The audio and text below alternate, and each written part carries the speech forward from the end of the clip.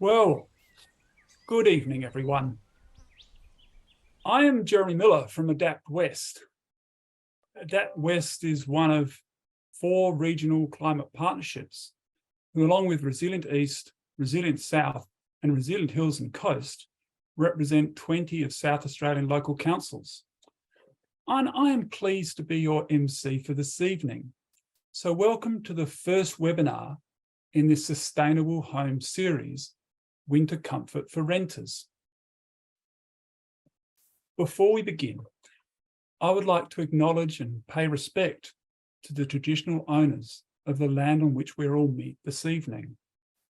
I join you from the lands of the Kaurna people of the Adelaide Plains and pay my respects to their elders past and present, and extend that respect to Aboriginal and Torres Strait Islanders people joining us here this evening. Tonight is part of a series of webinars in collaboration with Renew and the regional climate partnerships, helping us to understand more about how we can manage our homes better to be more comfortable, cheaper, and better for the planet. Tonight's webinar explores ways you can make your rental home more comfortable and cheaper to live in. So a few things about the webinar functions this evening. You look along the bottom of your Zoom window and just hover your mouse over it. You'll see a chat function in the bottom left-hand corner of your screen. Simply click on the icon to use the chat. The Q&A function is on the bottom right-hand side of your screen. Similarly, click on the icon to open up the window, type your question, and press enter. You can also upvote questions by pressing the thumbs up icons. We ask you to put the questions in the Q&A function and not the chat. If you forget, you might get a little reminder as we go. Raise hand is in the middle of the bottom bar to indicate you would like assistance from technical support. As you might have gathered, this webinar is being recorded and will be made available on council websites and our YouTube channels for you to review and share. Tonight, we will hear from 2 experts, Renew and Better Renting. Firstly, from Renew, we have Dean Lombard. Dean is a former social worker and energy specialist who worked on issues such as energy efficiency, field choice, consumer protections, hardship assistance, and community energy projects. He's interested in helping people and communities take control of their energy needs and make the system work for them. So over to you, Dean, and I'll come back later when it's time for our question and answers at the end. Thank you. Fantastic. Thanks, Jeremy, and thanks everyone for being here. I'm coming to you from the land of the Wurundjeri and the Bunurong people in Western Melbourne in Victoria. Let me just throw my presentation up at you.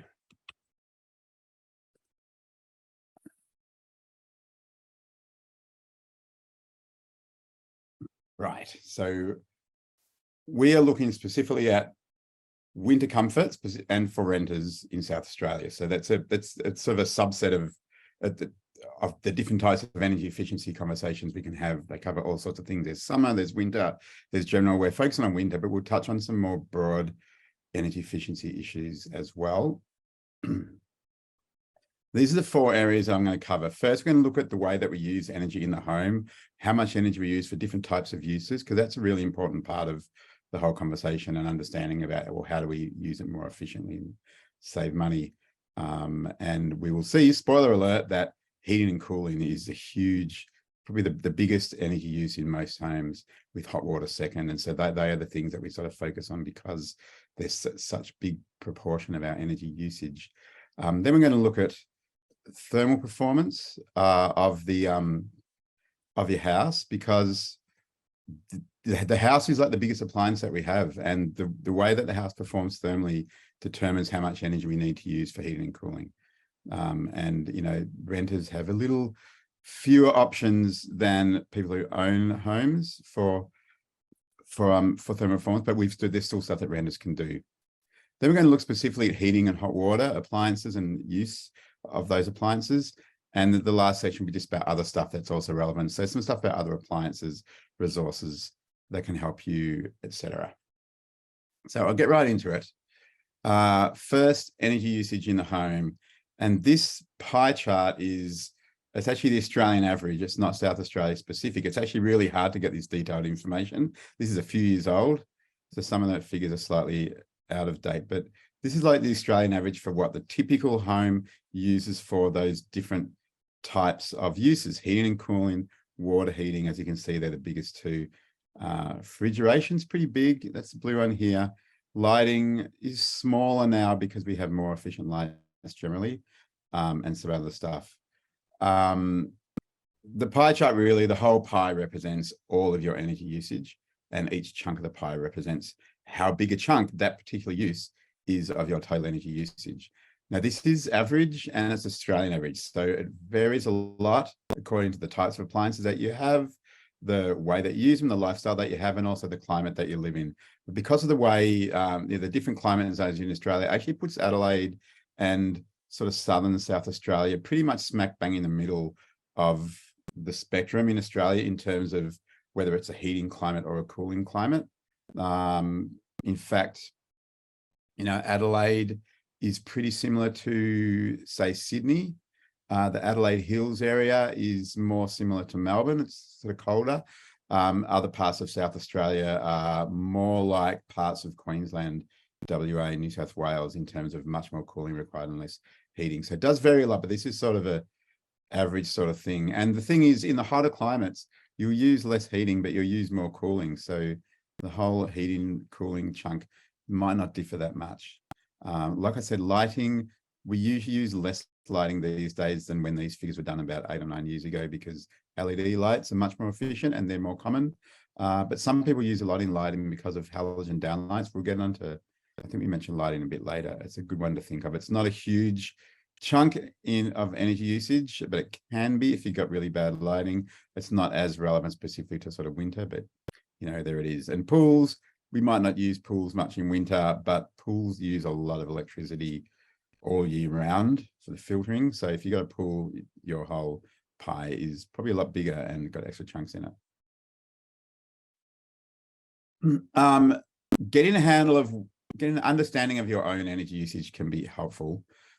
This is a bit of a quick thing about how do you understand your bill. And this is like a sample bill that's from the Energy Made Easy website, the federal government website that helps people choose energy suppliers.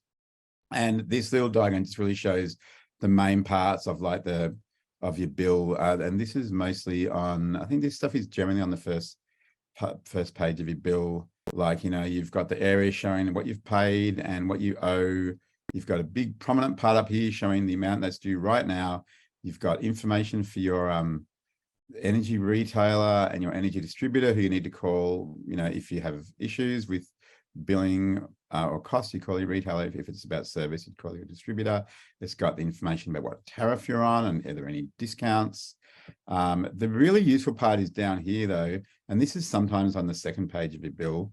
Every bill has this thing here that shows your energy usage for the last 4 quarters. So basically for the last year. That's a good way to see, you can see how your usage might be higher, say in winter, if you're in a heating area, or it might be summer if you're in a hot area that has more cooling. It gives you very useful information, your cost per day, your average usage per day in kilowatt hours, which is a unit for electricity, and equivalent for gas, if it's a gas bill. And this other bit here, which shows what average households in your area use in the kilowatt hours per day, depending on the size of the household. That's a really good comparison. You look at yours and you go, well, I'm using 13. And according to this, a 2-person household uses 14. So yeah, I'm pretty close to that if I'm a 2-person household. But if I was a 1-person household, I'd be going, oh, maybe I'm using a bit much. And if I was a 4-person household, I might go, I'm doing okay. So that's a good comparison sort of thing. And click the arrow properly. And this, I said, this comes from the Energy Made Easy website. Very useful website. They've got this whole tool that you put in a bit of information about yourself, and it tells you what the typical household light you would use in gas, electricity, or both. So that's also one of the useful tools on the Energy Made Easy website. just energymadeeasy.gov.au. You can click on control your costs, and that gives you options around a few things, including this useful tools page. So I put that in there because I think it's good to know, and getting a sense of, do I use a lot, or is my usage sort of pretty typical, is good to know, because then you know, should I be, is it plausible? Is it likely that I'll be able to make lots of savings, or is it probably unlikely? Like if you're using less than usual for your household size, maybe the opportunities to save more energy are less than if you're using a lot more. So that's why I think that can be useful. The Energy Made Easy website is also great for comparing electricity retailers and finding cheaper ones. The second bit of this is about thermal performance, which is about, like I said before, the biggest appliance that you have is actually your home. It's a machine for living in, and its walls and windows and floors and ceiling have a certain, they can all be rated in terms of their thermal performance. How much heat do they let out in winter or let in summer? And this is really important, because understanding the thermal performance and doing what you can to improve it means that no matter what appliances you've got for heating or cooling, you'll use less of them. You'll use less energy because the heat stays in your house more. Basically, and we're talking about winter today, so the heat that goes in your house, it just wants to get out, basically, and it gets out wherever it can. And this little diagram, again, it's sort of an average, and it depends a lot on what your house is made of and how much heating you've got. But through the ceiling, generally you lose the most heat through the ceiling. You lose a fair bit through the walls. You use a lot through the windows. I know the percentage looks lower than walls, but when you think about it, we've got not that much area of windows and much bigger area of walls. Windows sort of really punch above their weight in terms of leaking your heat out because they're so thin. Exfiltration, fancy word for gaps in the building envelope where heat just goes straight out. Gaps around doors and windows, drafts. Drafts are exfiltration. You can lose a lot if your house is old. You also lose through the floor, especially if it's a timber floor. This example is from a timber floored house, and I think it's a brick veneer house example. So that's about average. And if you've got solid brick or stone, you actually lose less heat through the walls because they've actually got better inherent thermal insulation. But as you would know, if you're in one of those houses, it can actually work against you in summer when in a prolonged heat wave, the solid brick or stone walls can heat up and then just radiate heat into the house. And that can be difficult to deal with. So yeah, solid brick and stone can be a bit of a benefit in winter, but sometimes not so good in summer. And the other thing is with windows, as well as losing heat, you can actually get heat in. And on a sunny winter day, windows can be a good source of getting heat into the house to help keep it warm. So that's something to keep in mind. Ceiling insulation is absolutely the biggest bang for buck in terms of keeping heat in your home. And that's difficult for renters because renters normally can't do anything about their ceiling insulation beyond be lucky if their house has insulation. Like my rented house has good ceiling insulation, which means I'm lucky. And for a lot of people, there's not much. They're unlucky. It's good to be aware, though, to know, how good is my ceiling insulation, because it might affect the heating strategies that you use. As I said, windows are also big and drafts are big. And although renters often can't do much about ceiling or walls generally, you can do a bit more about floors, drafts, and windows. So that's what we're going to look at next. And just to give you the example of, like, windows are basically holes in your house. This is an image from a thermal camera taken from outside. It shows the heat coming out of the house. The red bit's hot, the blue bit's the coldest. You can see the walls are green. They're a little warm. There's some heat coming through the walls. There's a lot coming through the windows and the doors. This is an insulated house. If the house was uninsulated, you'd see red patches on the roof because heat really goes out the roof very quickly and enthusiastically. This is why people building a new house or with lots of money when renovating a house that they own will increasingly use double glazed windows, because they perform much better. They keep heat in and they keep heat out, and you can still see through them and get the light. For any existing homes, and especially for rented homes, that's not really an option. And it's actually not, even if you did own the house, upgrade into double glazed windows is not that cost effective, because good window coverings are almost as good as double glazing. So curtains, thick curtains, have the benefit of you can open them up to let heat in when it's sunny, close it to keep the heat in when it's cold. And window coverings are one way that renters really can make a difference in their homes. This diagram here is specifically around pelmets, basically. Pelmets, you're probably familiar with them sometimes. They're like a little cover over the top of the window that overlaps the curtains. There's this whole thing with windows, right? So this diagram here, this is a curtain, and there's a window glass. And what happens is, even though the curtain is stopping the heat in the house from going outside through the window, warm air that's congregates up at the ceiling goes along the top of the curtain and races down towards the cold air between the curtain and the window, picking up coldness or losing heat basically through the window, and comes out the bottom as a cold draft. This is what pelmets are designed to stop. And that's why you see pelmets in some houses across the top of windows, because they stop that warm air from going down the top of the window. If you have pelmets, great. If you don't, you can actually make your own pelmets. This diagram here tries to show that if you've got curtain rods out from the walls a bit, you can actually put a bit of anything across the top of the curtain rod, like with a bit of tape, even stick to the wall, stick to the curtain rod. It makes sort of a pelmet across the top. You can use plywood or cardboard or core flute. And that makes a difference, because, you know, the curtains are stopping about 40% of the heat loss that would otherwise go through glass windows, and pelmets reduce the heat loss by another 25%.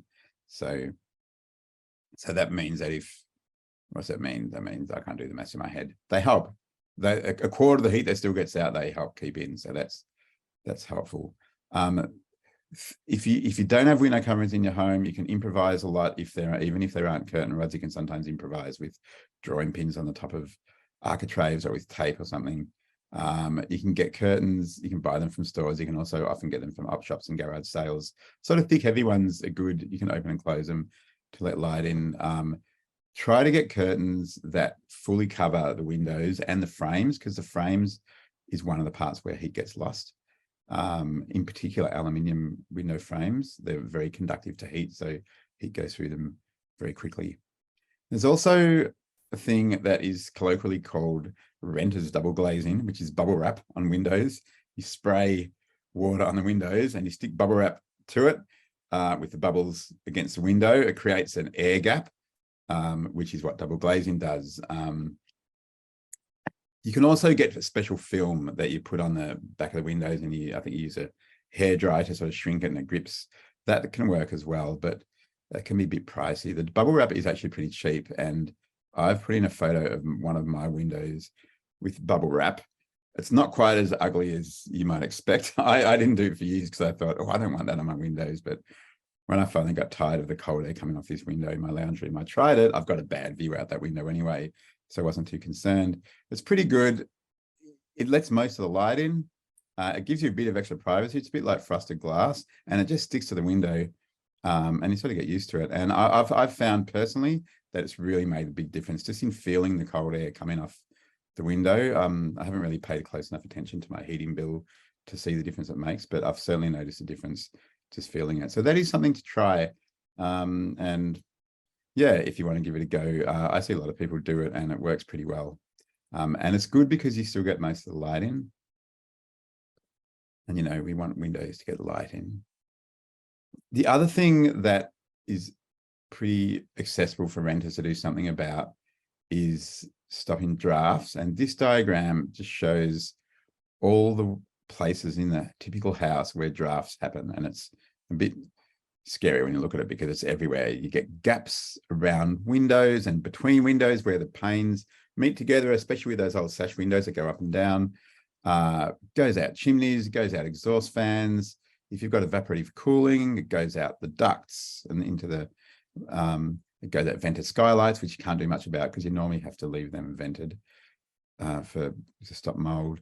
Gaps between the walls and the ceilings and around air conditioners and just everywhere. So finding drafts in your house is a really useful exercise. Pick a cold day. A cold, windy day is really good. Take your shoes off, walk around in bare feet, have an incense, a stick of incense or a candle with, visible smoke. Hold it around so you can see if there's a draft, it'll blow the smoke so you can see the direction that the draft is coming from. And then you can identify the areas. You can find the biggest drafts and identify the areas where you can most effectively try and do something. There are quite a few things you can do yourself. Basically, you can cover evaporative cooling outlets with a bit of cardboard or core fluid or something when you're not using the aircon, like in winter. Just stick it on with blue tack or tape or something. If you don't have any gas or wood appliances, you can actually cover up those vents that are in the walls around the house, again, with a bit of cardboard or core fluid. But if you do have any gas appliances or any wood burning appliances, you really need to keep those vents open because they are to stop carbon monoxide building up in the house, which is, dangerous. So yeah, if you do have burn-in type appliances in the house, keep them clear. But if you don't, if it's all electric and you don't have any fuel that you burn, then you can cover up those wall vents. In my place, which is pretty old, there were lots of weird shaped gaps like behind architraves and underskirting boards. And I found that some sort of soft foam, that sort of squishy sort of foam sort of stuff that sometimes comes packed with stuff. You can like tear off strips of that and shove it in the gaps. I use some adhesive little rubber strips I got from Bunnings too. You can just sort of stick them under your architrave or, around a window frame or something. That can work pretty well. Just if you feel the ones that you can, it really makes a big difference. Door snakes under doors are great, or those door draft stoppers that you can stick on the bottom of your door are good. And if you've got timber floors, rugs are great because timber floors often have gaps between the boards where drafts happen. And even if you don't have timber floors, if you've got like ceramic tiles or concrete walls, the floors can still be quite cold, especially if they're a slab on the ground. So a rug also just helps to keep you getting the direct coldness on your body when you're walking over the floor. So there are a few things around drafts which are pretty achievable and help make a difference. Now I'm going to go on to heating and hot water, because as we saw in that first slide, these are the biggest energy users in most homes in winter. So, you can make a difference to anything, but if you can make a difference to heating and hot water, you're making a difference to a bigger amount. So a quick rundown of some of the more common heating appliances: reverse cycle air conditioners, heat as well as cool, portable gas heaters, or you may have fixed gas heaters, but I know that the portable gas heaters are not uncommon in South Australia, so around Adelaide and environs. And then there's these electric heaters that are common. Radiator type heaters or column heaters are probably the most common for heating rooms. Now look, these all heat in different ways and have different sort of pros and cons, or sometimes just sort of cons. The most efficient are the reverse cycle air cons. If you grew up in a place that has gas, maybe sort of in urban Adelaide or in other states where they have gas, you might think that electric heating is not that efficient and is a bit expensive, but reverse cycle air conditioners are really efficient, especially if they're last 10 years or so old. They're actually 400 to 600% efficient, which means that they spit out 4 to 6 times the energy in heat that they take in electricity. And this is possible because of the way they work. They actually get heat from the ambient air. So they are, I know Renew's done lots of economic modeling, financial modeling of heating, and the reverse cycle air cons are absolutely the cheapest way to heat your home. So if you've got them, great, use them to heat as much as you can. They are the cheapest form of heating to run. They're also low emissions, especially in South Australia, where your grid is pretty low emissions already, your electricity grid. If your house is really poorly insulated, that's when it doesn't work quite as well, because you're going to lose a lot of the heat that goes in. That's true for any sort of heating, but like a reverse cycle aircon, it works by heating the air in the room. So if the air in the room is just going out an uninsulated ceiling and drafty walls, that's the sort of time when it might not be the best heating for you. But if the house is fairly well insulated, it is the best way to go. If you've got one of these portable gas heaters or like a gas heater built in, look, they heat okay. They're not too bad. They cost more to run than the reverse cycle, but they're cheaper to run than these portable electric things. They end up having more emissions as well. If you care about that, they're about 80% efficient. They do reduce indoor air quality because just the burning of gas puts some sort of impurities in the air, like, carbon monoxide and some other particulate matter. Look, modern ones are pretty good. They're designed to combust as completely as possible, but you still do have some air quality issues, especially if you've got people in the house who've got respiratory issues. You get that with gas cooking as well if you've got gas. And yeah, as I mentioned, any gas heating needs ventilation.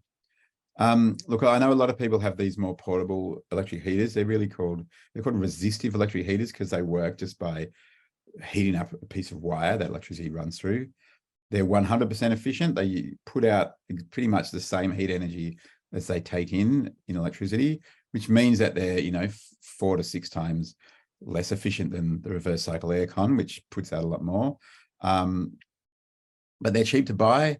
And look, if your house is poorly insulated, again, these, especially the column heaters designed to heat the air in the room, a poorly insulated house, the air doesn't stay in the room. So that's not the best. Something that gives more radiant heat that can heat your body directly is better for an uninsulated space. And that's where a radiator like this might be a good choice of heating if your house is very uninsulated. And if you've got, say, a small room and where you can actually feel the heat from the heater directly on yourself, that's sort of where they work better. But they are sort of the worst choice in terms of, less efficient, most costly to run. But obviously for some people, they're the only choice. If your house doesn't have any fixed heating, that's probably the best that you can do. And that's when we go to the general heating tips. And this is especially if your heating is less efficient. Close doors and windows, just heat the rooms that you use. A lot of people leave windows open when they're heating. You sort of need some ventilation with gas or wood heating, but with electric heating, you don't. So doors and windows closed helps to stop the air leaving the room so quickly. If you have ducted heating, I know that's not quite as common in SA as in some other places, but if you have any sort of ducted heating, you actually need to keep the internal doors open so the hot air can return to the inlet. Otherwise, it can actually cause drafts. But if you do have any sort of thermostat controlled heating, make sure the thermostat is protected from drafts because that will make the heater run more. And if the thermostat's fixed in a drafty area, you can put a bit of cardboard around it just to stop the moving air go past it because moving air makes things colder. I sort of touched on this before, if the house is uninsulated or just doesn't have any efficient heating and you're stuck with, say, portable electric heaters, then heating yourself instead of the room is most effective. And there's a few ways to do that. And one is these electric throw rugs, which you can buy from numerous places. They're like a portable electric blanket that you can wear like a shawl or as a blanket. They heat you directly, so they don't actually draw that much electricity. The 1 to 5 cents an hour, maybe it depends on their power. But they're quite a good way to keep yourself warm if you don't have good heating and if your house is drafty. Low power radiant panel or fan heaters can work. This can work. These are good, especially say if you work from home maybe and you've got a desk and your room is cold and you don't really need to heat the whole house. A radiant panel or fan heater under the desk just heats you. And that might, even though those heaters, those resistive heaters, as I said, are quite expensive to run, when you're just heating yourself with them directly, that might actually be cheaper if you're doing that for a few hours than running the whole heater for the whole house. And, the boring but also useful tip is put more clothes on, like your mother always said. In bathrooms, look, even if you've got good, efficient heating, bathrooms are a real special case because in the bathroom, you're wet and any moving air cools you down. That's how fans work, right? So even fan heaters or say some sort of ducted heating in a bathroom won't heat you as much as you think because the moving air sort of cools you down. So those overhead heat lamps that are installed in some houses or these strip heaters that sometimes might be installed in a house, or you can also get portable ones, they're actually perfect for bathrooms because they just heat your body when you're wet out of the shower, you only have it on for 5 minutes. So even though they use a lot of electricity, you're only using it for 5 minutes. So it doesn't actually add up to much. Obviously, if you accidentally leave them on, like I always used to do when I was a child, that's when they cost a fortune. And that's why a lot of people advise against getting these heaters, especially if you've got kids who might leave them on all the time. But if you make sure you don't leave them on, they're actually pretty good for bathrooms, because they just do the job that they need to do straight away. Hot water is also a thing that is, it uses a lot of energy. So it's a good one to think about. And, in colder months, we tend to use a bit more hot water. We might use it more often when we wash our hands. We might have longer showers, etc. So the thing about hot water is the water usage of your taps and showers and taps. Using less water saves energy as well as water.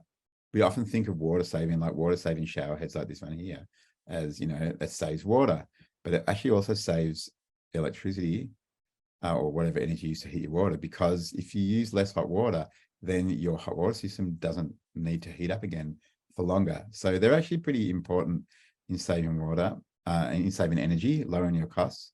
So shorter showers, 1 minute less per person per day, can save quite a bit per year. That all adds up.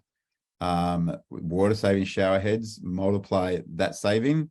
The pretty average water saving shower head nowadays versus old-fashioned non-water saving shower head might use half as much water for the same time in the shower. And if they're well designed, they feel just as good. So you can save a lot of energy and water by using a water saving shower head. And then aerators on taps are like water saving shower heads for your taps. They're the little things that you can screw onto most relatively modern taps. Really old ones don't have the threads, but most taps made in the last 30 or 40 years have little threads. You can buy these aerators from Bunnings. Make sure you get the right one, because some of them screw in and some of them screw sort of on the outside. They, similar to the shower head, they make the water feel like it's doing the same amount of stuff, but they use a lot less. So they also save water and hot water if you use hot water in taps quite a lot. The other thing you can sort of DIY, depending a bit on where your hot water system is and how accessible it is and everything, is to insulate hot water pipes. They're supposed to be, like, the building code requires hot water pipes are insulated so that the water in the pipes stays hot for longer, but a lot of older places don't have it. You can buy this sort of foam stuff from Bunnings that you can really just squish around the outside of any exposed hot water pipes. I did that at the last place I lived in, and it, again, made a noticeable difference in my energy bill because I had long runs of exposed uninsulated hot water pipes. So that is another one to think about if you've got exposed hot water pipes that you can access. So that's really the main sort of heating-ish type stuff, the heaters and the hot waters. I've probably forgotten a few things. So if there's something that I didn't say that you want to know about, put it in the Q&A.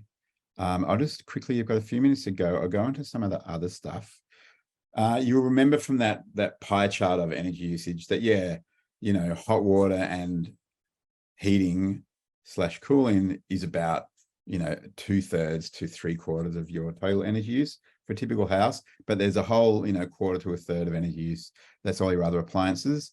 And when you're a renter, they're often the appliances that you're bringing to the house with you. The heating, the hot water, that's part of the house. You can't do anything about that apart from some of those thoughts about how to use them more effectively. But the stuff that you bring with you is where you can actually have a big impact. And the most important thing really, especially when you're thinking of the big appliances, and the refrigerator is the biggest one really, because, well, unless you got a pool, but that's a whole other thing really. But refrigerators, they're on all the time. They use more in winter because, they use more in summer actually, because it's hotter, so they refrigerate more. And look, a refrigerator is one of those appliances that people often have really old ones of, because they're the sort of thing that gets handed down or share, between families and friends and that sort of stuff. There's a big secondhand market in them. Fridges can use a lot. I replaced my sort of hand-me-down fridge about 10 years ago when I discovered that it was costing me about $500 a year just to run the fridge. And I worked out that buying a more efficient fridge would cut that energy usage by about 2/3 and therefore pay for itself in a few years. That's a slightly tricky calculation to make. Sometimes I actually use this little sort of watt meter on my old fridge to see how much it used. But if you do need to upgrade your fridge, or if you think that your old fridge is inefficient, and if it's sort of 15, 20 years old, it probably will be. Look, they often get worn seals around the doors, and then they have to work harder because the heat gets in. You can get them resealed. There's a few companies that do it. That is a good way to extend the life of an old fridge. But even the not so efficient new fridges are actually much more efficient than old fridges because the technology's improved a lot. And if you look at the star rating, which is on all fridges, this is a national scheme, it really is worth spending a bit more on a more efficient one. The label always says how many kilowatt hours it uses per year, typically. That's a good way to do the comparison. You know, if you find out how much a kilowatt hour of electricity costs you, it's on your bill. Look at the low star rating fridge and the high star rating fridge that are otherwise the same size, see the difference in kilowatt hours per year, times the difference by the price that you're paying for electricity, and you can work out how much you'll save each year if you buy the more expensive fridge. That's what I did. And that's why I bought a fridge that, you know, took a few years.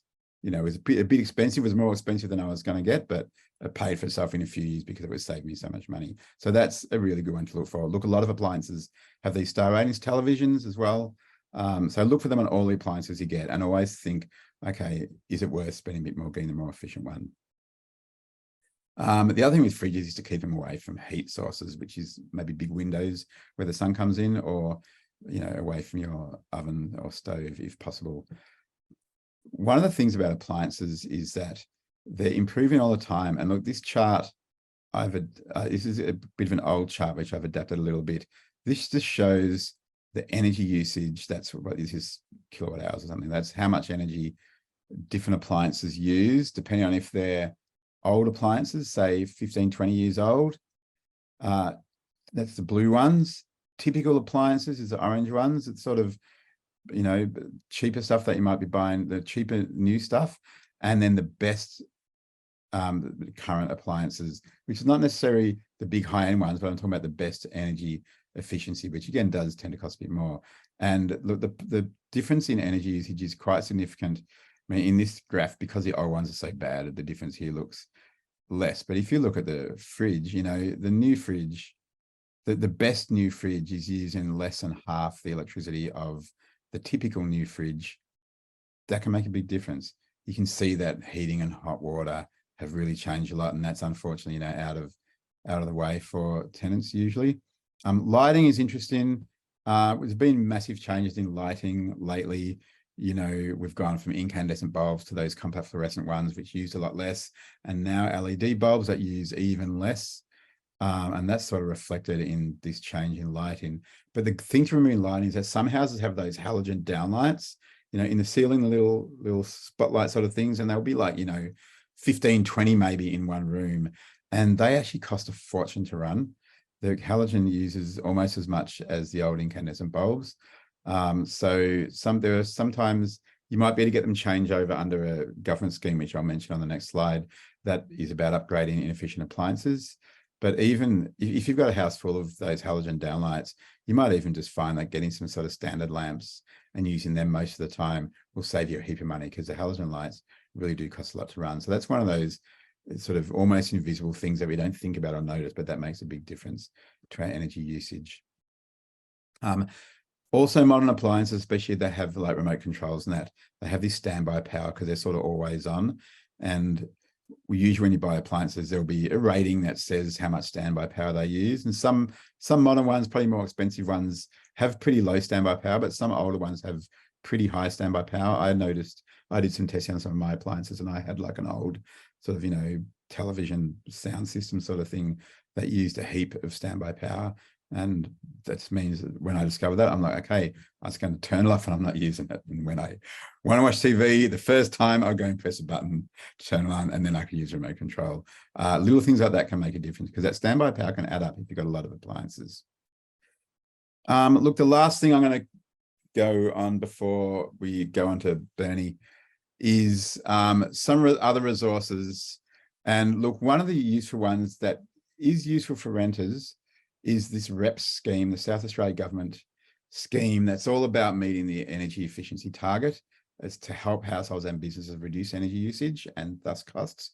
And the way the scheme works is, it's a bit complicated how it works, but basically independent businesses or energy retailers will sell or give you energy efficient devices much cheaper than you'd otherwise get them for, because they get rewarded financially for meeting this energy efficiency target. So I wrote lightning instead of lighting. That's a nice typo. Lighting, which LED lights that replace non-LED lights, draft ceiling, water saving shower heads. They're often sort of free or very low cost because they're sort of cheap to start with. Fridges, freezers, dryers that are sort of high efficiency. If you've got low efficiency ones, you can get quite big discounts on those through this scheme.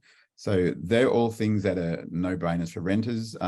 You might need to ask your landlord about switching over a shower head, but it's pretty simple and you can do it yourself. Changing light bulbs and doing some draft sealing is normally not really a permanent change to the house anyway, so tenants can often do that, but Bernie might have a bit more info on that. There's other stuff that really only counts if you own a house, like efficient heating, air conditioner, hot water, insulation. If you feel like, you know, your landlord's amenable and you've got a good relationship with them, you could talk to them about maybe doing this because they get the discount. So that means they would get to upgrade the appliance cheaper. That's really up to you and how confident and comfortable you feel talking to your landlord about that sort of stuff. I know some people just don't want to ask landlords for anything. Others feel might have a more friendly sort of landlord who they feel more comfortable with. Anyway, there's more information about this scheme on this website, the REPS scheme. You can look that up, probably be in the notes that go out. There's this great website called yourhome.gov.au that's got heaps of advice for improving your home's performance. It is mainly owned at homeowners and especially people building, but it's got a fair bit of stuff about appliances and more basic stuff too that's more easy for renters to do in a rented home. And then Renew, who is doing this webinar, the Renew's website's got lots of great advice for this stuff too, so check that out. And look, that's the end of my presentation. Please do put in the Q&A questions for all the things I forgot to say, and I'll pass on to the next presenter. Thank you, Dean. That was really interesting. I've got a few questions for you that I'll keep to the end, and there's been a number of questions pop up in both our chat and in the Q&A. But following up from Dean, we've got our next speaker this evening is Bernie Barrett. Now, by way of introduction, Bernie is Better Renting's advocacy coordinator. She has a background in consumer and lived experience advocacy and leadership.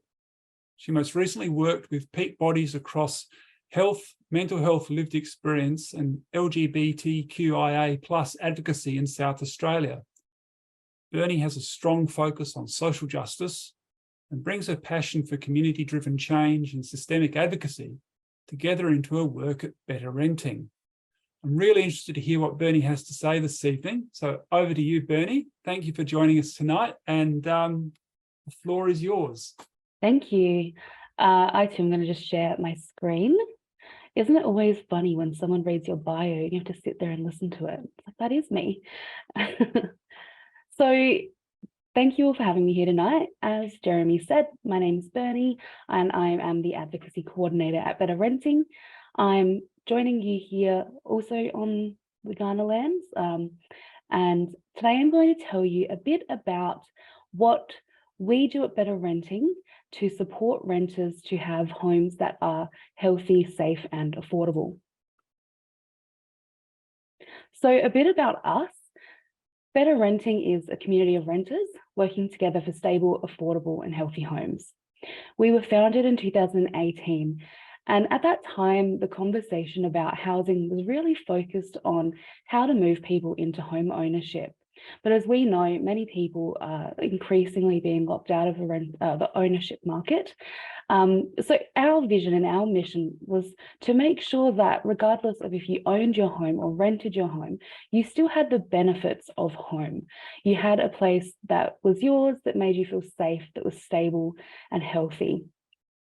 And over the last few years, it's been incredible to see what we've been able to achieve with the support of renters from across the country.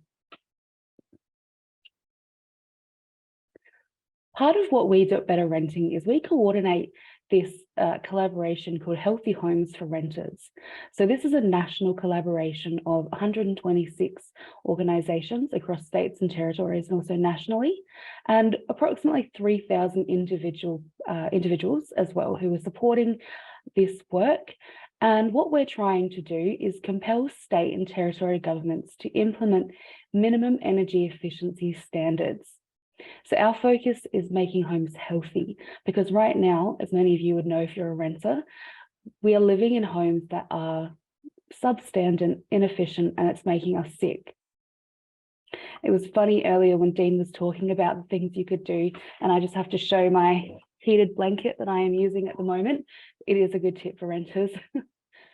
So these are some of our supporters for Healthy Homes for Renters. And as you can see, it's a really good cross-section from community services, housing, homelessness, faith-based organisations, health, and also climate change organisations. And this is really because renting and housing intersects all of these different areas of our life. Housing is the foundation of our lives. And when we talk about homes being healthy, we mean in all aspects of health. So that's our social health, our financial health, and our physical health as well. So we've just had a really great presentation from Dean, and I won't go too much into this, but I just wanted to bring into focus what we mean when we're talking about energy efficiency. So energy efficiency is a really broad term that encompasses the various aspects of both the generation and use of energy. So when we achieve higher energy efficiency, it means that we use less energy to perform the same task as something with lower efficiency.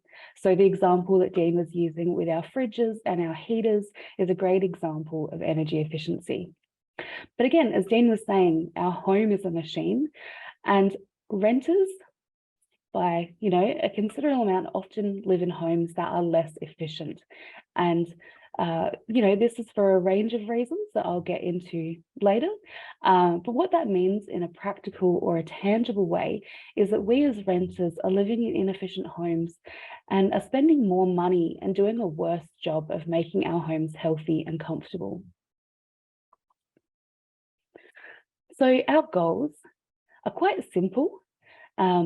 And what we talk about when we say to make homes healthy for renters, it could look like a few things, and Dean has covered these quite well, so I won't spend too long on this, but as Dean was saying, ceiling insulation is one of the best things that you can do for homes because it protects homes in both summer and winter. We also look at things like those reverse cycle air conditioners that have a good energy efficiency rating, and again, sealing doors, windows, and providing window coverings. So you might look at this and think, wow, that's quite simple. And yes, it is, but those simple measures will do a lot for people who currently describe their homes as glorified tents. So this is an example of a situation from a renter that we work with in South Australia, Sally, who lives in Goa. So when we talk about energy efficiency, it's not just about using less energy. It's also about having comfort in and control over your home. It's about feeling safe and protected and ensuring that the burden of rising costs of living are eased. This fundamentally comes down to people's quality of life as well. So how we do the work that we do, we work collaboratively with like-minded organisations and also a large group of renters across the country. So many of the organisations on this call tonight are supporters or we engage with regularly. We also do non-partisan lobbying because we believe that energy efficiency in healthy homes should be an issue that all sides of politics agree on and something that they should all be working towards. And I think that maybe the biggest thing that we do is that we tell the stories that deserve to be told, but often aren't. And I think this is where our next project I'll talk to you about really is a great example of the work that we do. So as part of our work at Better Renting to support healthy homes for renters, we started a project in December 2021 called Renter Researchers. And this is a citizen science project that aims to show just what it's like to live in rental homes over summer and winter. So since we started this project in 2021, we've run this project 3 more times. And right now we're just starting our 4th iteration of the project in winter 2023. So as I was saying, the aim of this project is to get the real experiences of substandard rental homes using hard quantitative data complemented with narrative-based qualitative data. So sharing the true and unedited lived experiences of renters across Australia and drawing a really clear line between those experiences and a lack of minimum energy efficiency standards.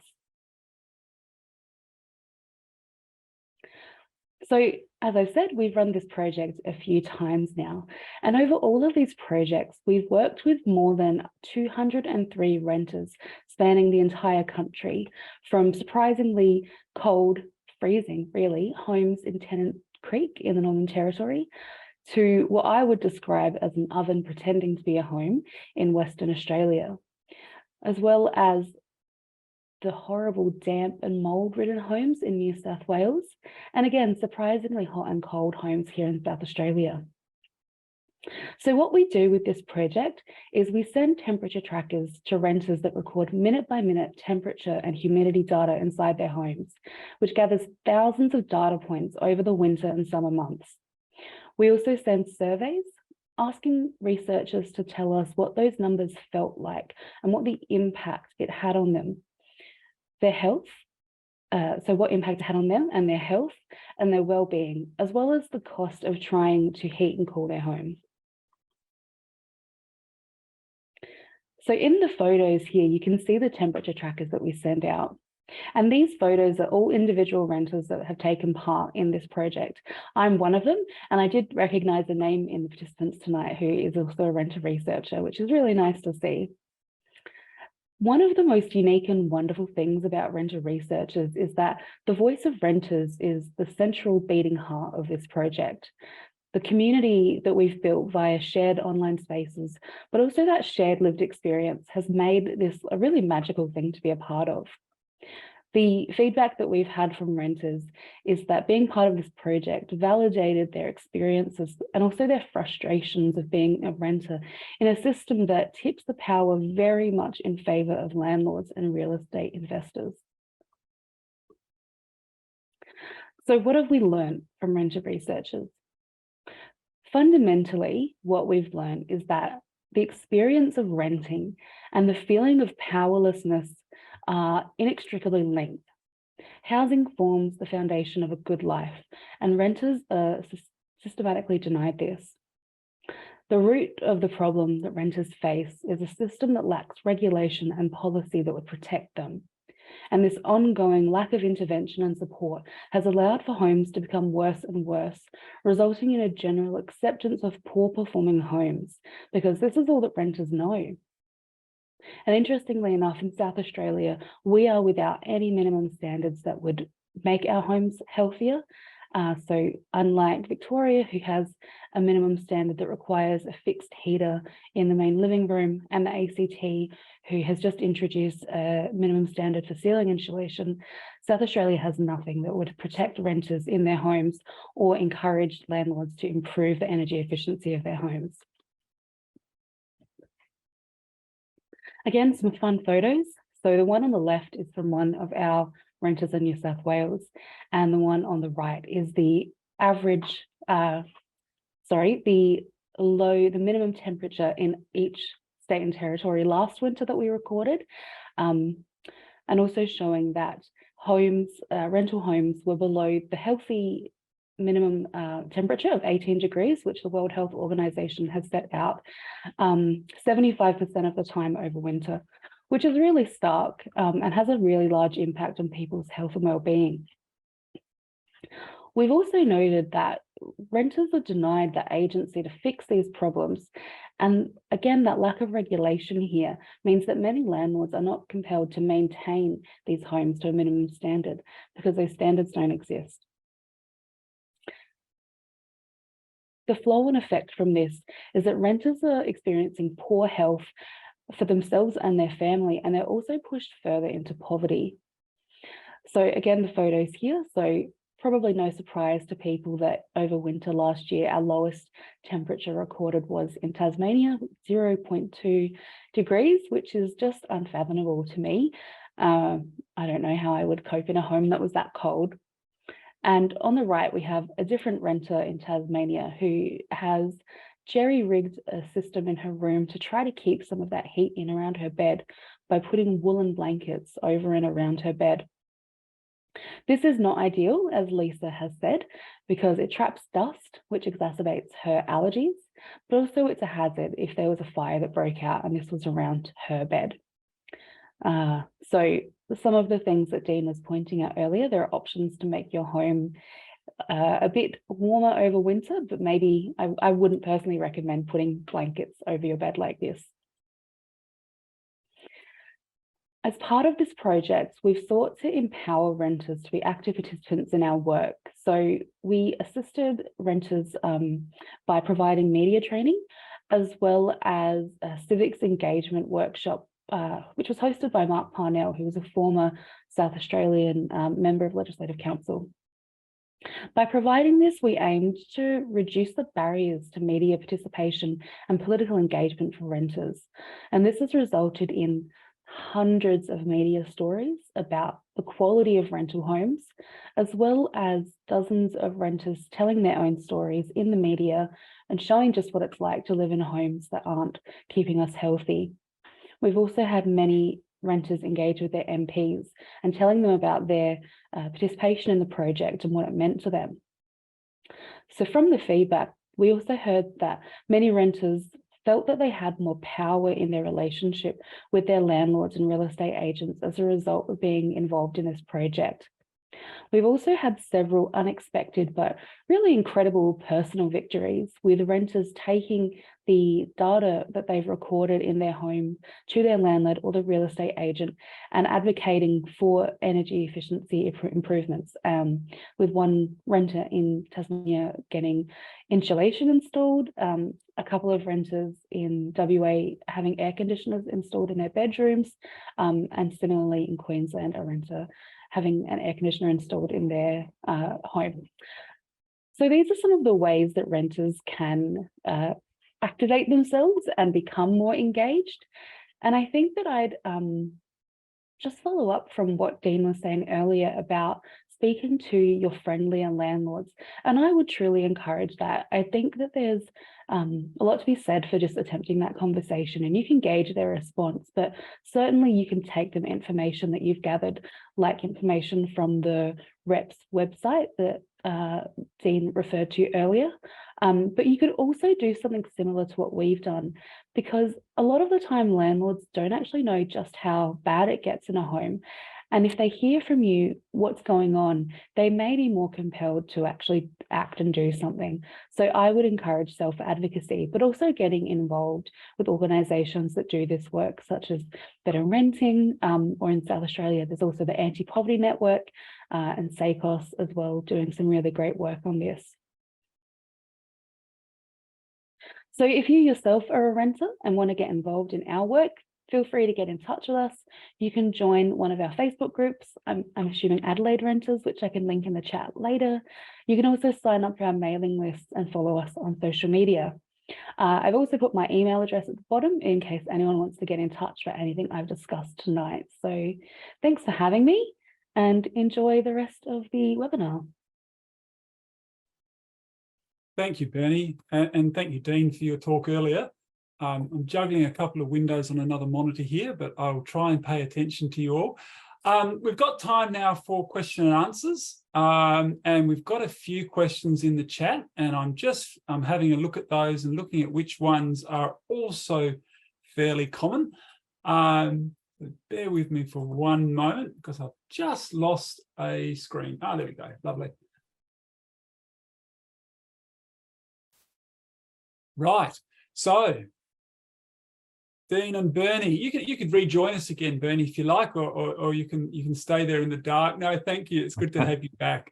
Yeah, look, thank you for those two really interesting talks. Really interesting. Bernie, I'm particularly interested in the research that you've done, having a bit of lived experience myself, and having lived south of Hobart in an uninsulated timber box, where I had to sleep in an alpine sleeping bag to get through the winter, and generally you'd just go to bed because it was too cold to actually stay awake.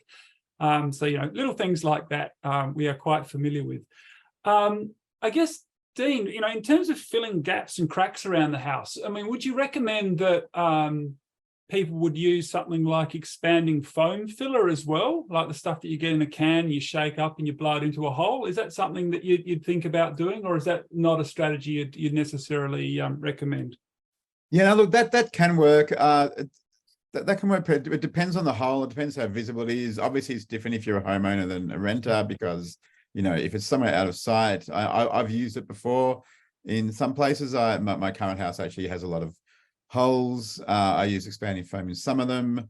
I did use expanding foam around where the pipes from the sink went out the wall, and then when I had a problem with my sink and the plumber came and the plumber's like, you should put something flexible there that can be removed. That's why there's a hole there. So that was a good lesson. So yeah, I guess one of the considerations as a renter, of course, is that, if it's something that's more permanent, like expanding foam or like Celastic, like in the silicone gun sort of thing, then if you're going to do that yourself, you want to make sure it's neat or not visible, because, it's going to improve the house, but, the landlord doesn't necessarily know that. And if they see something messy, they might not be happy. So, either if you talk to them or just, use it, get some practice.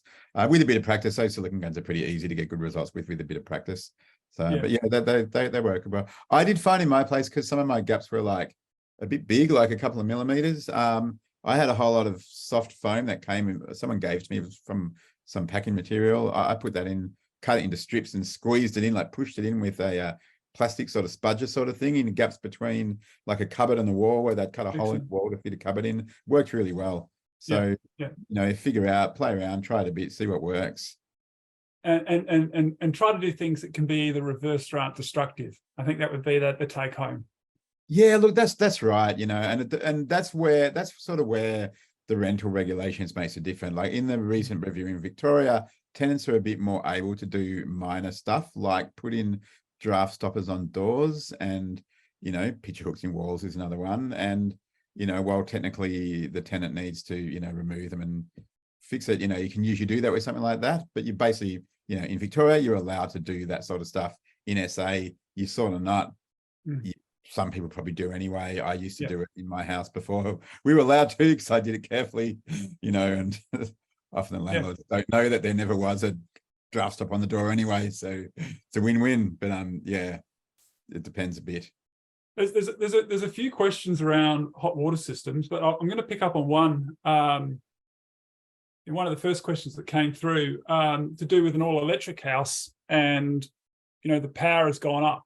So you're actually using less electricity. You look at your bill, you're using less electricity than you did 12 months ago, but it's cost 20% more because of the increase in electricity costs. I mean, maybe Bernie and Dean, you might want to tic-tac on that, just in terms of a comment. But from a renter's perspective, that can be quite, particularly if you're on a low income as well, it can be quite difficult.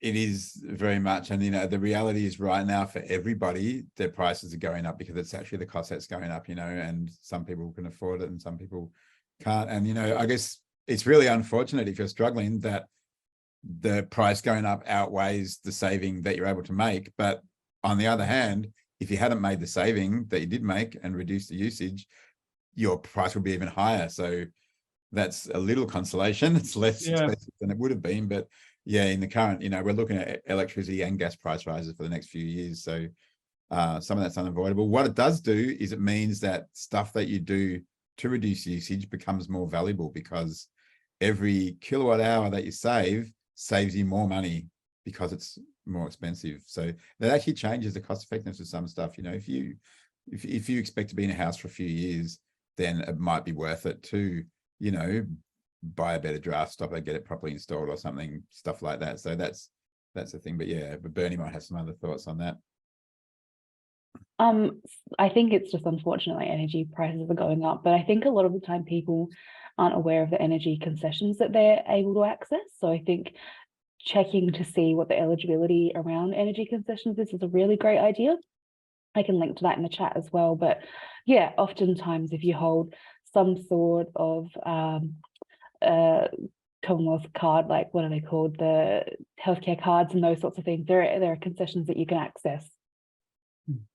And I think, and Bernie, the comment you made about feeling empowered to have a conversation with your landlord, I think that's a really important one to take out of this. In the last rental property I lived in, because I know a little bit about ceiling insulation, I stuck my head in the roof and there really wasn't any. And I went to the landlord pretty quick smart and said, look, you need to do something about this. And she did. You know, she was quite proactive about, oh, I didn't realize, let's get something done about that. Obviously, that's not going to happen in all cases, but I just wanted to make that comment.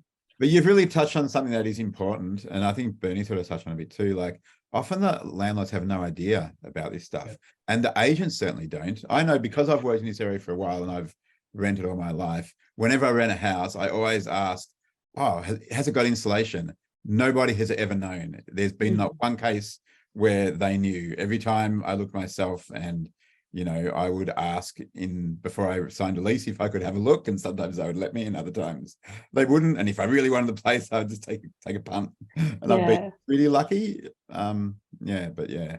That can be tricky when you've got the 15-minute, time slot to look at a rental. But I think that you're definitely right in just asking the question. I think sometimes people may know, they may not, but I think when you said a lot of the time landlords don't know, many people haven't lived in the homes that they're renting out, so they haven't experienced the summer and a winter and don't know the quality of the home. So again, recording some of that information and sharing that with them can be quite eye-opening in that whole process as well. And you know, if we ask every single time we rent a house or look at a house when we're looking for a place, if everybody here asks that question every single time, they'll start to notice that they get asked this question. You know, that's got to help. Surely it's got to help, doesn't it? One would hope so. Yeah. I've got a couple of questions on hot water systems. I'm going to try and combine them into one question. Hot water service requires taps in the shower to be turned on full blast before you actually get any hot water. Obviously, this has got to do with where the hot water service is. That'll be a gas instantaneous one. So, you know, should it be serviced?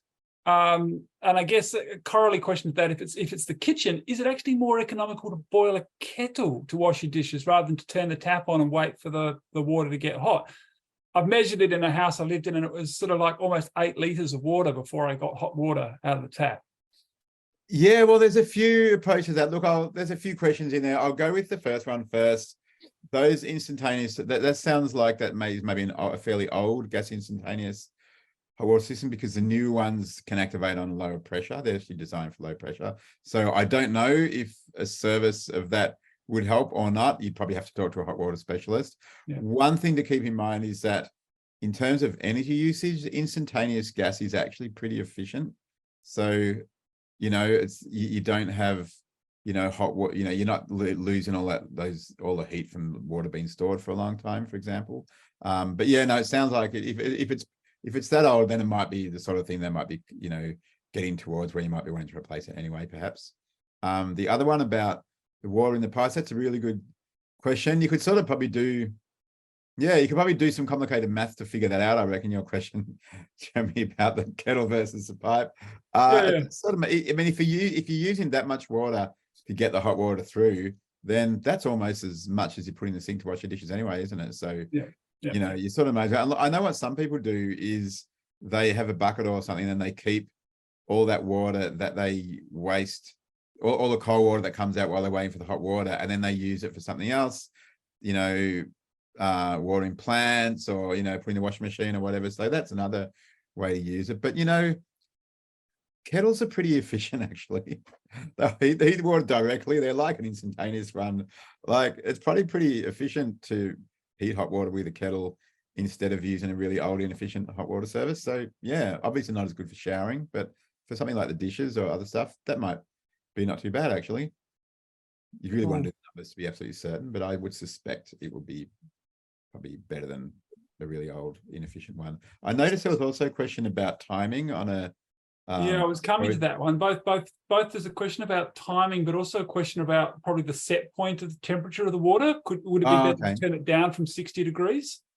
Yeah, look, I'll do the temperature one first. If you've got a storage hot water system, like, it's got a tank, heats up the water, and then it sits there, and it's an insulated tank, and they're fairly common, they actually have to have the water above a certain temperature to stop the growth of like Legionella bacteria, which is deadly. So there's a pretty good reason. Look, a lot of more modern storage hot water systems, they're designed so that they always heat the water to that level, and then they sort of mix it with cold water when they deliver it, so that you can have hot water coming out at a lower temperature. That actually saves you energy because they're also very well insulated. So you basically use less hot water because you're using low temperature. Older ones might not have that. Still, if your tank's pretty well insulated, then mixing the hot water with cold water just means that you're using less hot water from the tank. So, there's sort of swings and roundabouts a bit. If it's heated hotter and you use less of it versus heated less hot, but you use more of it, that evens out a bit probably. But yeah, that certainly is essential. If it's instantaneous though, you don't need that high temperature because you're not storing the water. Instantaneous heats it as you use it. So definitely. And, we would normally recommend to have the hot water only as hot as you need it, and especially if you've got young kids in the house. Yeah. Hot water is dangerous. The timing one, it depends on the type of hot water system. Older ones, usually the timers, if they've got a timer, it's often built into like the meter board, and they were often designed to run overnight on off-peak rates. I know in South Australia at the moment, they're bringing in what they're calling sort of sun soaker tariffs that are cheaper in the middle of the day because there's so much solar generation in South Australia, and it's becoming cheaper in the middle of the day. And I know that SA Power Networks is looking at moving sort of controlled load hot water, which is what you call that, to heat up in the middle of the day instead of overnight. So that's that. If it's on a timer switch, it needs to be manually adjusted. A more modern, some of the more modern hot water services, especially the electric heat pump ones, have a timer that you can set yourself. And if you've got a electric storage hot water system with no timer, then yeah, it probably can be really worthwhile. Again, if you own the house, it's a bit easier because you need an electrician to adjust them unless you've got the modern ones that are self-adjusted. But if you have a time of use tariff of some kind and time your hot water to do that, or if you've got solar, and I know that a few rental houses have solar, and going forward, more rental houses will have solar just because owner-occupied houses become rental houses and they increasingly have solar. If you've got solar, it's a no-brainer. Heat your hot water during the day while your solar's going gangbusters. So, but yeah, adjusting the timing, it's tricky because they're specialist appliances. They're normally hardwired, so you can't just whack a timer that you buy from Bunnings on it. Usually, you might need an electrician. To actually mess around with a meter board. Yeah. Now, I heard you mention time of use tariffs, which I think kind of segues quite nicely into one of the questions that's here as well, which is, are renters allowed smart meters? Now, I'm assuming that's referring to the actual main board smart meter, which in South Australia, if you get a smart meter, you also get a time of use tariff. And you don't have an option to opt out of that, from what my understanding of that is. So... time of use tariffs are interesting because for a lot of people, time of use tariffs will save you money because there's an expensive time of day, but the rest of the day is cheaper. And the expensive time of day always looks bad if you look at the price. But you might find for a lot of people find that they use so much energy in the other times of day anyway. Even if you do use a lot at the expensive time, you still often use a lot at the other times. So it often balances out. And for a lot of people, I think for the majority, that usually works out cheaper. It does depend on your patterns of usage. In terms of renters being able to get a smart meter, I'm actually not 100% sure on legalities of it. I know that at the moment in South Australia, smart meters are mostly being installed when people are getting solar installed. So, you know, if you've got solar, you've probably got one, unless it's old solar. There's probably not that many rental properties getting solar as rental properties, but there's a few. And I've known a few people who've talked to their landlord and come to an arrangement to get their landlord to install solar. So it can, but I'm not sure of the legalities around, or even the logistics around other smart meter installations in South Australia. I know in some states, you know, you might ask your retailer for a smart meter and they'll give you one, even if you don't have solar. I'm actually not sure if you need permission from the owner to do that. So that would be a good one to look into. A good one to have a bit more to think about. I know that some work being done by Uniting Care Wesley Bowden is looking at that as well. So from a social equity perspective. But one thing to keep in mind, especially longer term, is that, you know, in the end, everyone will have smart meters. You know, that's absolutely, you know, they have so many benefits for the electricity system as a whole. So I expect that, like the NBN, the people in charge of rolling out smart meters at one point will realize that, you know, landlords can be pretty lazy about giving approval to things, so they might change the rules so that they're allowed to do it anyway. That's what they did with the NBN. They couldn't get landlords to agree to install it, so they changed the rules, and they said you have to specifically object or we're going to connect it. And landlords were also too lazy to object, so people got the NBN. That's probably how we'll get smart meters in the end. It's inevitable. Yes. Yes. So a couple of questions, I guess, around advocacy concerning wall and ceiling penetrations, like wanting to have those closed up because there are no gas or other combusting, no timber or no gas combustion appliances in the house, but the land agent perhaps being reluctant to do so. Perhaps some advocacy around that. And also, I just wanted to mention, just with if you could also make a comment on halogen downlights. How can you tell if it's a halogen downlight? And also the requirement to have ceiling penetrations around halogen downlights as well. So effectively, every halogen downlight is a hole in the insulation in your ceiling, and what that can actually mean if you're getting rid of those halogen downlights. So it's a bit of a double-barreled question there, sorry. It is a bit. And of course, depending on the type of halogen downlights and what you might replace them with, it may or may not require sort of the landlord as well, because it might involve an electrician. The thing about the ceiling penetrations, absolutely, because of the heat, they can't be covered. And that's the other, and I forgot to mention it when I mentioned halogens. If you have a lot of halogens, you can deplete the effectiveness of a ceiling insulation quite a lot. You only have to have a 5 or 10%, I think a 10% gap in insulation can reduce its effectiveness by about 50%, because heat finds the holes to get out. So a typical house with a lot of halogen downlights might have between 5 and 10% of its ceiling insulation penetrated by downlights and a few other things like exhaust fans and that can really affect it. There's sort of no way around that with halogens, apart from I know Renew used to sell these massive big witches hats things that you could put over the halogen downlight that were high enough to let the heat dissipate, but that were also insulating.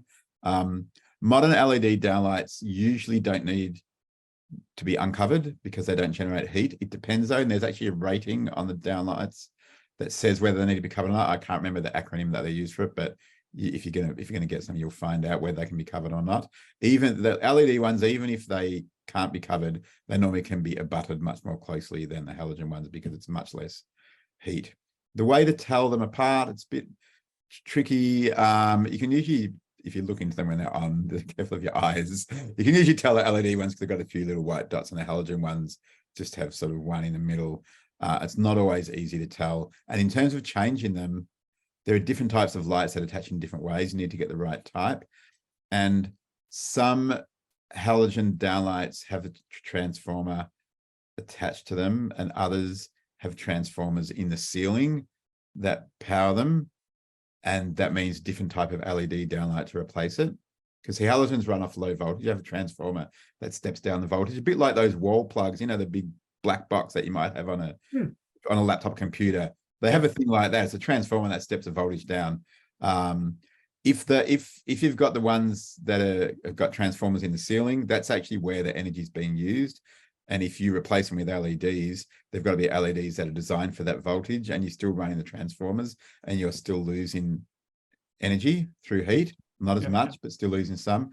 If they're the ones that have the transformers in the actual downlights, then you can replace them straight with LEDs that run off the 240 volts, and they're the cheapest ones.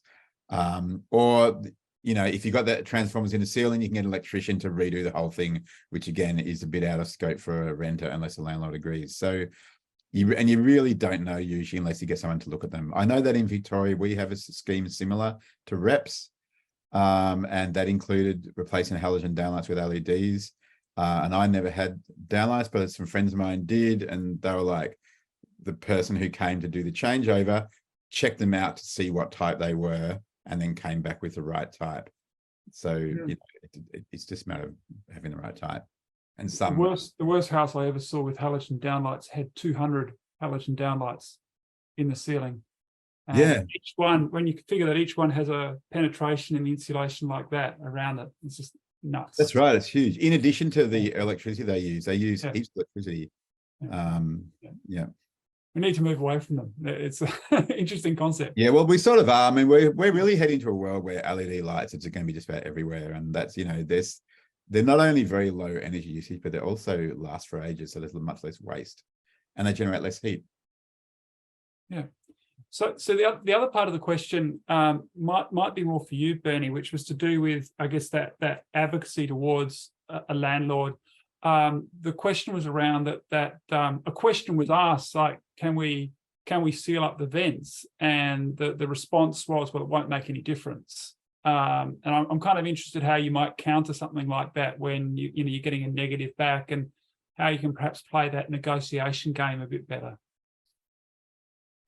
Yeah, I think that having some clear information to share with your landlords, like, so a lot of the information that Dean has shared tonight, that graph of where all the drafts can come in from, you know, in a house, is a really useful tool. Just sending that in an email, but also just letting them know that you are happy to do a non-permanent option, like blue tacking cardboard over the vent, which again, great suggestion. So I think just being clear and going to them with information that's going to make it easier for them to make the right decision will definitely help you. I would like to clarify, given that we talked about the vents again, just that it is really important to make sure that you don't do that unless you don't have sort of gas appliances or wood heating, because there have been numerous cases of people dying from carbon monoxide because of poor ventilation and faulty gas appliances or wood appliances. So it is an important safety issue. But yeah, if you don't have gas or wood fire, then it's absolute no-brainer to do it. It makes a difference, because, you know, the hot air goes up and then it goes out the vent. Yeah, I'd certainly emphasise that it's the sleeping and nodding off to the carbon monoxide poisoning. It's not good. Right, I don't know if you could hear my dogs barking in the background, but that was a great cue. It was a really good one for the next question I was going to put to you, for renters who actually are allowed to have dogs and cats in their property. What's your opinion on cat and dog doors, and what can be done perhaps to improve the performance of those penetrations? Yeah, good question. You can buy quite expensive ones that are designed to sort of insulate very well. So if you can afford that and you're also able to install them in your place, that's great. It's not always an option for people. So yeah, they can just end up being one of those penetrations. I've got a dog door here. It's not a super expensive one. I didn't get permission for it. It's a removable one. I've got sliding glass doors, and I got one from Bunnings that you open the door and you put it in, then you close the door up against it. Works quite well. It's got a little magnet on. I mean, there were worse. I saw worse ones. This one has a magnet that keeps it closed. It's got little gaps down the side, and I glued some little sort of felt sort of stuff on the side to make the gaps smaller. But I couldn't do too much, otherwise the magnet wouldn't close. So look, it can end up being a penetration. And one of the things with homes is, homes need to be ventilated in some way, right? Otherwise, we'd also, have trouble with our own carbon dioxide. There's always going to be some gaps in a home. The goal is to minimize them as much as you can. Something like a dog door or cat door is always going to be a weak point in a home unless you get one of the really fancy, expensive ones. Strategies for minimizing it as, how do you locate it? Because one thing is the heat going out through a thinner thing, but one thing is also the draft. And, probably the draft is more of an issue than the fact that it's a bit less insulated, especially because it's lower down and the heat tends to rise, but drafts make a difference. So, if you can't avoid a draft from a cat or dog door, can you put it in a room like a laundry that you can close off, or that just is further away from the living area so that the draft isn't getting through so much? Can you put something next for it to sort of contain it a bit? That's probably the best that you can do. It's a trade-off. I got mine because the alternative was to leave my door half open all the time for the dog to go out. And that was going to be a much bigger hole in my thermal envelope. Yeah. Letting the dogs in and out can sometimes be an issue because they want to go out at the wrong times and all that sort of thing as well. Yeah. Just in coming to a conclusion, there's been quite a few questions around hot water systems as well, and how they perform. Something I've always been interested in, in my comment before about how long do you have to run a tap for before you get actual hot water. What happens if you're living with a number of people and they have, showers at a similar time of day? Does that affect what type of hot water system and the energy efficiency of that hot water system? So everyone wakes up in the morning and has a shower. I guess that might depend on the type of hot water system, but does it? Yeah, look, it can a little. Like for example, if you've got an instantaneous gas, which are full of common in newer houses, Yeah. You can also get instantaneous electric, but they're not very common. Instantaneous heats the water as it goes. They're actually quite efficient because they don't store anything, so there aren't any losses. And if you're using most of your hot water in, say, the first hour of the day, that's actually pretty good because the water's not sitting around in the pipes getting cold. It's, when the second person goes to have their shower, the water's hot straight away. So that's actually pretty good, pretty efficient. It's not losing heat slowly while it cools off. If you've got a storage hot water system, which are probably more common, especially in older places, whether they're the ones in the ceiling, often off-peak electric, or the cylinders on the ground, which can be gas or electric, that's when it's all about the volume of the hot water. And this is a trade-off you can get stuck on, because if you've got, say, 4 people in a house, they all have showers in the morning, then you need a big enough capacity hot water service to be able to serve all those showers before it sort of runs out and has to warm up again. If you have the same 4 people, but 2 of them showered in the evening and 2 of them showered in the morning, then you could have a smaller hot water system, right? And that would be cheaper to buy and it would use less energy. But then by the same token, a hot water system is not like a kettle or a toaster. It's built into the house and then it usually sits with the house for 20 years or more. So anytime that you buy a hot water system, the people will always tell you, you might, if it's a 4-bedroom house, they'll go, you've got to get this size. Sure, you might be just 2 people living in a 4-bedroom house, but in 10 years' time, there might be 4 people or 6 people living there, and it needs to have the right size hot water system. So that is sort of pretty common when you're sizing a hot water system. So that's sort of a limitation that you might come across. In the end, you need the one that gives you the enough hot water to what you need. This is why, and again, with rent, when you're renting, it's another question that agents or landlords can't answer. They don't know what sort of hot water system it's got. You have no idea if it's probably sized for the house or not. If the house used to belong to, a couple who were like, no, we'll get a small one, we have quick showers, then you might just be stuffed, right? Because there's 4 of you in this house and the hot water system's not big enough. And not enough hot water. Yeah. If you're owning a house, on a cold winter's day. If you're owning a house, then you can make sure you get a good, efficient hot water service so that, it'll cost less to run. But hot water system replacement, people do it. They make a 10-minute decision when their hot water system dies and they can't have a shower until they get a new hot water system. It's one of the hardest appliances to make a considered decision and thoughtful decision about which one to get, because you always make it in the middle of a crisis, because in our society, no hot water is a big crisis. So that unfortunately works. So we always tell homeowners when we do these, it's like, plan ahead, you know, decide what you want, find someone who's got them in stock so that you know what to get, and maybe even bite the bullet and replace it a bit earlier when you know it's pretty old before it dies on you. Then you can get exactly the one that you want, and you can get the most efficient one, a nice heat pump or whatever. It's often not the case. And for a rental property, you know, typically they'll wait till it dies and then I put in the cheapest, crappiest one they can find. Usually, yeah, not always. If you've got a good landlord or someone who thinks about it, and there are some landlords out there who care about, you know, emissions and making houses good, then you might get a good one. So like so many things in rental, as Bernie knows full well, I guess, especially for all the people we've talked to, it's luck of the draw, right? You never know. well, I'm sorry that I feel I have to draw this conversation to a conclusion now, because we've reached the end of this webinar. I have a feeling we could continue to talk these issues through, because they're obviously fairly broad and encompassing of a number of different areas.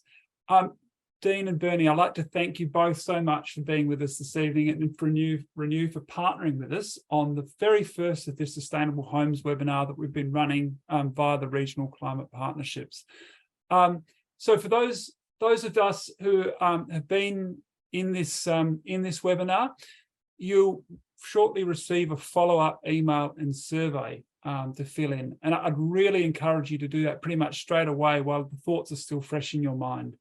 The next webinar in this series is on the 23rd of May, next week, in fact. This will be another session on winter comfort, but this one will be specifically aimed at home owners. If you feel like you didn't get enough from this session, please come along and join in that one as well. Some of the information will be the same, but I'm sure some of it will be new and fresh as well. This will be followed in June by a session on electric vehicles. Have a look at our websites, lots of details on how to join the webinars and what's coming up. So thank you all so much for tuning in this evening. And with that, I will bid you a good night from Adapt West and the other regional climate partnerships here in Adelaide.